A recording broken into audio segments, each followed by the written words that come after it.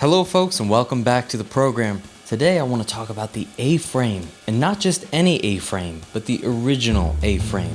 Where it came from, where did this trend start? I want to let you know about it in this episode, but before I do, without further regard, I want to shout out Manza Illustrations. It's in the description of this video. Now, Manza Illustrations is my business with my wife.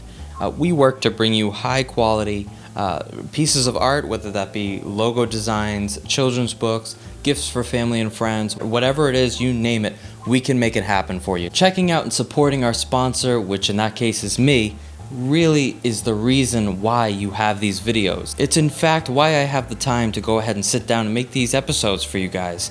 So by all means, please check out Manza Illustrations today. Yes, the A-frame. The A-frame, it took me forever to realize, is not just a house that has these. It's not that. It's where the entire walls to ceiling are the A. Today I just want to answer the question, where did it come from? Where did the A-frame originally come from? Who started the trend and why it became such a sensation? The A-frame, in most cases within the mid-century relics of yesteryear, had an entryway that was a big long A, and you can see that reminiscent in old tiki restaurants and tiki Polynesian restaurants.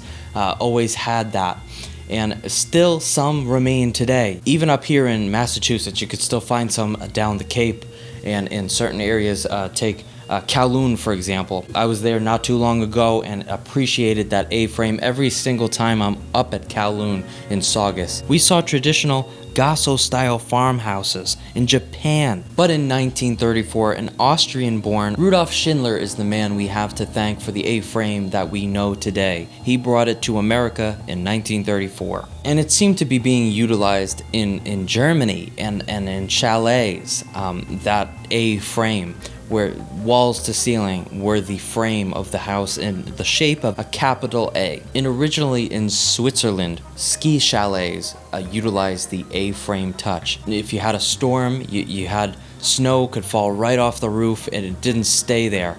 It could slide right down when the sun came out, and it provided a ton of attic space and bedrooms in the top if you wanted, for a lofty bedroom. And it would then be known that Rudolph made the first A-frame in the United States for vacationing, for vacationers to utilize and admire. Schindler made it for a client in California.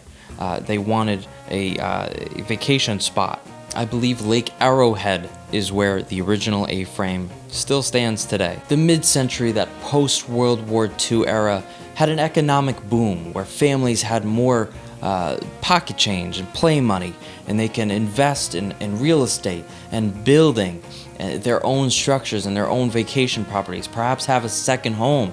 That was something that we certainly are dwindling and cannot see today in the middle class. But back then in the mid-century, the middle class, you and me, can go ahead and grab some extra real estate and build on new land, whatever they wanted. They had a little bit of play money for vacationing and enjoying life to its fullest after a long work day.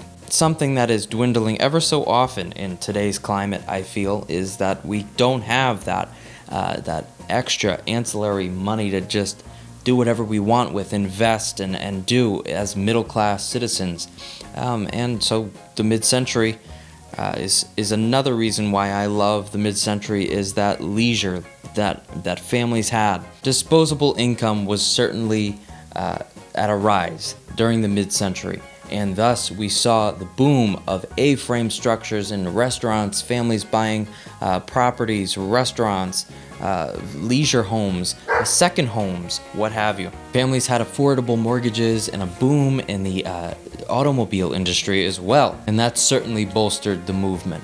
And so that pretty much almost answers the question of where did the first A-frame come from. Rudolf Schindler, 1934, is that answer. Where it came from, how he brought it to the Americas. And then there was John Campbell, another architect coming to rise up in California in the 50s. He had his leisure home posted in a magazine, Interiors magazine to be exact. His leisure home struck joy in the hearts of and minds of many mid-century families looking to get away and take part in enjoying the simple pleasures of that time. It certainly was a stylish home that captivated and provoked many families' intrigue in making their own mid-century A-frame leisure home a reality. The spirit of America after the war rose with the creativity and the ingenuity of the housing sensation that was the A-frame. The unapologetic optimism that the country had at that time is just something so beautiful to see in our history. And look at that and really kind of shed a tear that today isn't so much that way right now. And hopefully someday we can make the turnaround and it doesn't become right now like the Depression era in the 20s and 30s, and we're sort of come out of not just how we are now, but I hope to never see America fall to the Depression era again, as I feel as though it might come. It might come to that before we get the joys and the glory of what it was like post-war in America. That optimism needs to stay with us. It really does. We need to start seeing ingenuity in the form of how optimistic people felt when they saw the A-frame and the automobiles that were coming out at the time. Just people need to continue that and make that today what it was yesterday, and we'll be in good shape. Throughout the 50s, you would see the A-frame come from the western side of America and make its way all the way to the East Coast. To places in New York, ski towns and mountain towns up in New York would implement the A-frame. We'd see it in New Jersey. We'd see it all throughout New England and in the greater part of the country that swept the nation. The A-frame did sweep the nation, but it did come to an end come the 1970s, where it just became tacky looking to most people. Every place ended up having it because so many restaurants and so many pharmacies and too many places implemented the A-frame. It just became tacky. As consumers began to continue consuming so much, the A-frame sort of slipped into obscurity, and nobody really even recognized it anymore. Condos and apartment complexes became the new thing, and suddenly new construction in the A-frame department ceased to exist. We saw more extravagant single-family homes high atop hills and giant, the houses that you know today from the 90s and early 2000s with the chandelier as soon as you walk in, those big ceilings, those took up the place that was the A-frame. All the resort towns began to target the highly rich, the highly affluent families, and more resorts went up. Less single-family A-frame units were vacation homes anymore. And this is why today I love things like Airbnb and Vrbo, because you can take your family to the house that other family owns, and you can enjoy a beautiful vacation that way without going to the highly affluent, big budget beach vacation hotels. There's nothing like staying in a house for a week.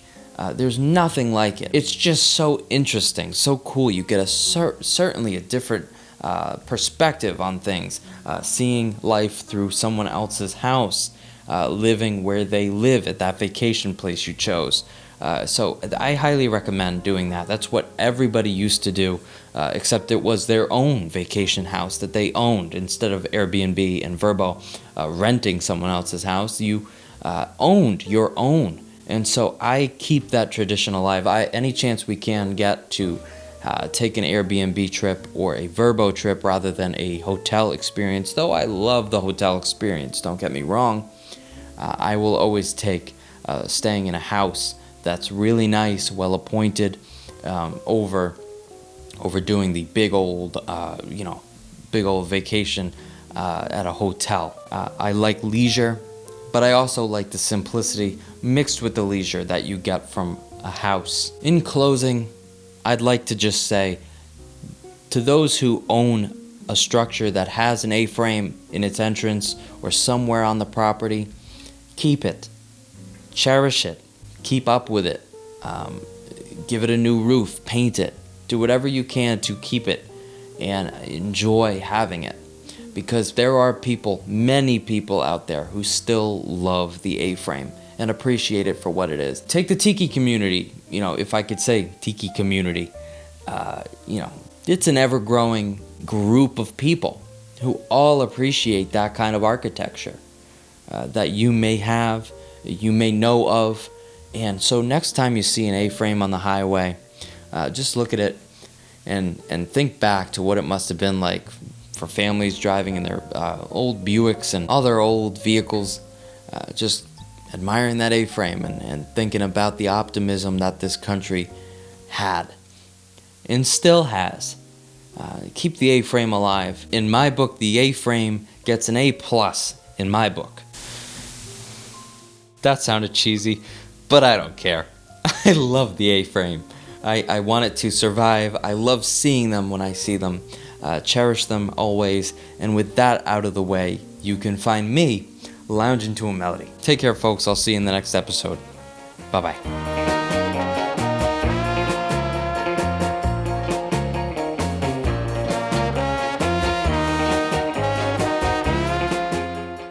Thank you, folks, for tuning into this episode. If you do feel so inclined as to follow me on social media, you may gladly do so at Manza Media Art and Manza Media on every other platform. If you like prints, I've got an Etsy shop where you can see some of my original artwork and fan artwork. I'll catch you folks on the next episode of Manza Media.